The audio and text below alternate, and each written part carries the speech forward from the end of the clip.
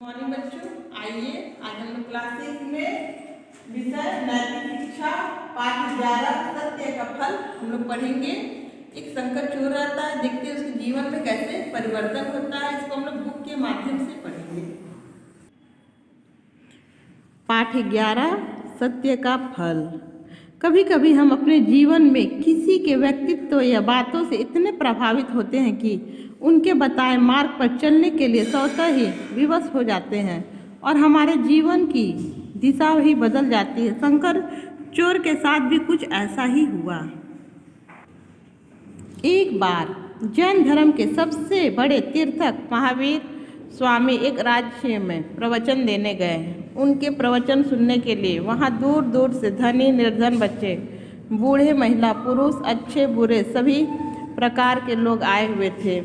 वहीं पर शंकर नामक एक चोर भी बैठकर महावीर स्वामी के प्रवचन बड़े ध्यान से सुन रहा था। जब थोड़ी देर बाद महावीर स्वामी अपना प्रवचन समाप्त करके चले गए तो शंकर वहाँ पर काफ़ी देर तक बैठा रहा। प्रवचन सुनने वाले अन्य लोग भी वहाँ से चले गए थे। तभी महावीर स्वामी के सत्संग के आने वाले एक साधु की दृष्टि शंकर चोर पर पड़ी। वह साधु शंकर के पास आकर बोला, क्यों भाई, तुम अब तक यहाँ क्यों बैठे हो? साधु की बात सुनकर शंकर ने कहा, महाराज, मैं महावीर स्वामी के प्रवचन सुनने आया था। उनकी कही बातें मुझे अच्छी लगी, परंतु मुझे यह समझ नहीं आ रहा है कि उनकी किस बात को मैं अपने जीवन में अपनाऊं। साधु ने पूछा, क्यों? शंकर ने बोला, क्योंकि मैं एक चोर हूँ। उसकी बात सुनकर साधु बोले, यह तो तुम्हारे लिए बहुत आसान है, तुम चोरी करना छोड़ दो। यह सुनकर शंकर बोला, नहीं नहीं महाराज, यदि मैं चोरी करना छोड़ दूंगा तो मेरा परिवार भूखा मर जाएगा। शंकर की बात सुनकर साधु सोच में पड़ गए। उन्होंने पूछा, अगर तुम चोरी करना नहीं छोड़ सकते तो क्या तुम उसके बदले कुछ और छोड़ सकते हो? हाँ बिल्कुल, चोरी के स्थान पे मैं कुछ भी छोड़ सकता हूँ, शंकर चोर ने कहा। साधु बोले, तो फिर तुम झूठ बोलना छोड़ दो और सदा सत्य बोलना। साधु की बातें सुनकर शंकर चोर ने कहा, हाँ मैं यह काम कर सकता हूँ, आज से मैं हमेशा सच बोलूँगा। शंकर के मन ही मन जीवन भर न झूठ बोलने का संकल्प किया और उस साधु को प्रणाम कर वहाँ से चला गया। कुछ दिनों बाद शंकर ने अपने नियमानुसार चोरी करने की योजना बनाई। चोरी करने के लिए उसने राजा के खजाने को लूटने का निर्णय लिया। उसने अपनी चतुराई से राजा के खजाने की नकली चाबियां का प्रबंध कर लिया। रात को उसने एक सेठ का रूप धारण किया और चोरी करने राजमहल की ओर चल दिया। संयोगवश उसी समय उस राज्य के राजा अपने मंत्री के साथ भेष बदलकर अपनी प्रजा का सुख दुख जानने के लिए निकले थे।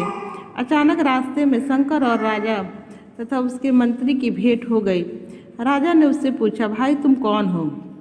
शंकर राजा का प्रश्न सुनकर दुविधा में पड़ गया। उसने सोचा, मैं इन्हें कैसे बताऊं कि मैं एक चोर हूँ, पर मैं इनसे झूठ भी नहीं बोल सकता क्योंकि मैंने तो सदा सत्य बोलने का प्रण लिया है। यह सोचकर उसने राजा और मंत्री को अपनी असली परिचय देते हुए कहा, मैं एक चोर हूँ। उसका यह उत्तर सुनकर राजा और मंत्री मुस्कुराकर आगे निकल गए। थोड़ी दूर चलने के बाद राजा ने अपने मंत्री से कहा, यह कोई सीधा साधा और अच्छा आदमी लगता है, वरना वह स्वयं को चोर क्यों कहता? राजा से मुलाकात के बाद शंकर चोर आगे बढ़कर गया और थोड़ी देर में ही वह राजमहल के मुख्य द्वार पर आ पहुंचा। द्वार पर खड़े द्वारपाल ने उसका रास्ता रोकते हुए पूछा, तुम कौन हो और इस समय यहाँ क्या कर रहे हो? शंकर ने इस बारे में सच बोलते हुए कहा, मैं एक चोर हूँ और यहाँ चोरी करने आया हूँ। उसकी बात सुनकर द्वारपाल मुस्कुरा दिया। उसने सोचा कि शंकर कोई राजमहल का अधिकारी होगा और उसने मजाक कर रहा है, क्योंकि कोई भी चोर सब के सामने स्वयं को चोर नहीं कह सकता। यह सोचकर द्वारपाल ने शंकर को राजमहल के भीतर जाने की अनुमति दी। राजमहल में घुसकर शंकर चोर किसी प्रकार राजा के खजाने तक पहुंचने में सफल हो गया। उसने खजाने का ताला खोला और उसमें से बहुमूल्य रत्नों के 2 डिब्बे चुरा लिए और खजाने का द्वार बंद करके वहां से जल्दी जल्दी निकल गया। यहाँ पे देखिए बच्चों, ये शंकर चोर रहता है, ये द्वारपाल रहता है। ये देखिए अपना भेष बदल के कैसे ये अंदर घुस गया। और यहाँ पे देखिए बच्चों, ये शंकर चोर चोरी करके आ रहा है राजा के दरबार से। यहाँ पे राजा और उसके मंत्री रहते। जब शंकर अपने घर की ओर वापस जा रहा था तो रास्ते में फिर उसकी मुलाकात राजा और मंत्री से हो गई। राजा ने उसे रोककर फिर उससे पूछा, अरे भाई तुम कौन हो? यह सुनकर शंकर ने उत्तर दिया, मैं आपको पहले ही बता चुका हूँ कि मैं एक चोर हूँ। राजा ने फिर पूछा, तुम इतनी रात को कहाँ गए थे? शंकर चोर ने सच्चाई बताते हुए कहा, चोरी करके। यह सुनकर राजा को हैरानी हुई। उन्होंने पूछा, किसके घर चोरी? चोर ने कहा, राजा के घर, खजाने में चोरी करने गया था। शंकर चोर की बात सुनकर राजा को हंसी आई, परंतु उन्होंने मुस्कुराकर पूछा, तुमसे राजा के खजाने से क्या चुराए? शंकर चोर निडरता से बोला, मैं राजा के खजाने से बहुमूल्य रत्नों के 2 डिब्बे चुराए। उसकी बात सुनकर राजा और मंत्री थोड़े अवाक हुए, परंतु उन्हें लगा कि यह व्यक्ति उससे उपहास कर रहा है। उन्होंने शंकर को वहाँ से जाने दिया और स्वयं भी उसकी बात पर हंसते हुए अपने रास्ते चले गए। अगले दिन सुबह राजा को रात की घटना याद आई और उन्होंने राजमहल का खजाना खोलने की आज्ञा दी। राजा के आदेश पर खजांची ने जब खजाना खोला तो पाया कि उसमें से बहुमूल्य रत्नों के 2 डिब्बे गायब थे। यह देखकर खजांची के मन में लालच आ गया और उन्होंने सोचा, क्यों न मैं भी इस मौके का फ़ायदा उठा लूं। यह सोचकर उसने खजाने में से बहुमूल्य रत्नों के 2 डिब्बे चुरा लिए। इसके बाद उन्होंने राजा को सूचना दी कि शाही खजाने में चोरी हो गई और बहुमूल्य रत्नों के 4 डिब्बे गायब हैं। यहाँ पे देखिए बच्चों, किस तरह से राजा के दरबार में ये शंकर चोर को बुलाने का निर्णय। इस प्रकार चोरी की खबर पाते ही राजा के राजमहल के द्वारपाल को बुलाकर पूछा, क्यों द्वारपाल, तुम्हारे रहते खजाने की चोरी कैसे हो गई? राजा का प्रश्न सुनकर द्वारपाल बोला, महाराज, मैं तो अपनी जगह पर खड़ा ही होकर पहरा दे रहा था, परंतु रात को एक आदमी अवश्य आया था और जो स्वयं को चोर कह रहा था, तो मुझे उसकी बातों पर विश्वास नहीं हुआ और मैंने उसे राजमहल का कोई अधिकारी समझ के भीतर जाने दिया। द्वारपाल की बात सुनकर राजा सोच में पड़ गए। उन्होंने पूरे राज्य में घोषणा कर दी।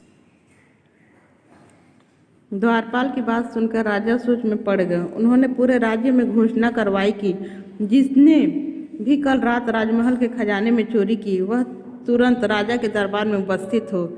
जब राज्य में सब लोगों ने यह घोषणा सुनी तो वे राजा पर हंसने लगे और भला कोई चोर चोरी करने के बाद राज दरबार में जाकर यह क्यों बताएगा कि मैं चोरी उसने की है। जब राजा के कर्मचारी घोषणा कर रहे थे तो राह में चलते चलते शंकर चोर के कान में भी यह बात पड़ी। वह तुरंत राज दरबार में उपस्थित हो गया। जब महल के द्वारपालों ने उसे देखा तो वे उसे तुरंत पहचान गए। शंकर चोर राजा के सामने गया और उसने पूछने पर उसने सच बता दिया कि उसने राजा के खजाने में से बहुमूल्य रत्नों के 2 ही डिब्बे चुराए थे। राजा शंकर के सच बोलने की आदत से बहुत प्रभावित हुए। उन्होंने अपने गुप्तचरों द्वारा दूसरे चोर का पता करवाया और पता लगने पर खजांची को जेल में डाल दिया गया।